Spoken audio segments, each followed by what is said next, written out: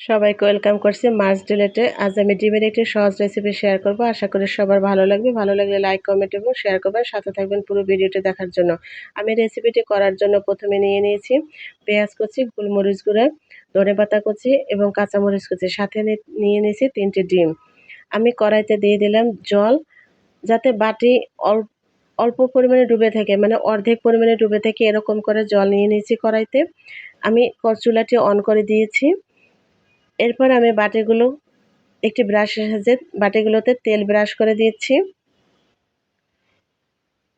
তেল ব্রাশ করা হয়ে গেলে আমি দিয়ে দেব প্রত্যেকটি বাটিতে সামান্য পরিমাণে পেঁয়াজ কুচি, দিয়ে দেব কাঁচামরিচ কুচি,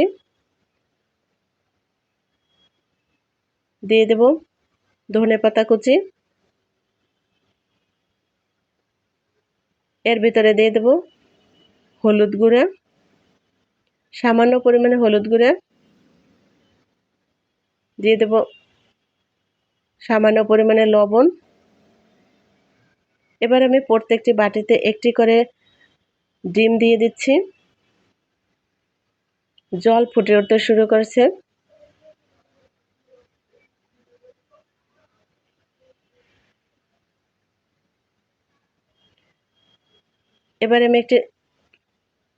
এবার আমি এর উপরে দিয়ে দেব সামান্য পরিমাণে গোলমরিচ গুঁড়া। গোলমরিচ গুঁড়া দিলে খুব সুন্দর একটা ফ্লেভার আসবে এবং খেতেও খুবই ভালো লাগবে।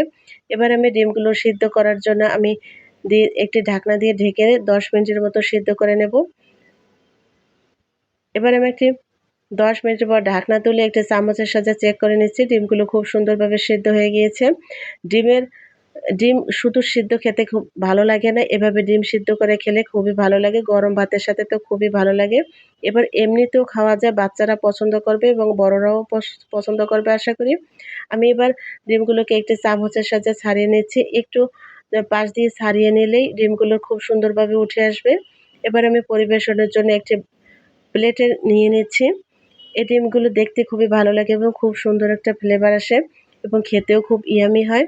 আশা করি আজকের এই রেসিপিটি ভালো লেগেছে। এতক্ষণ সাথে থাকার জন্য অসংখ্য ধন্যবাদ। দেখা হবে অন্য কোনো ভিডিওতে। সে পর্যন্ত সবাই ভালো থাকবেন, সুস্থ থাকবেন।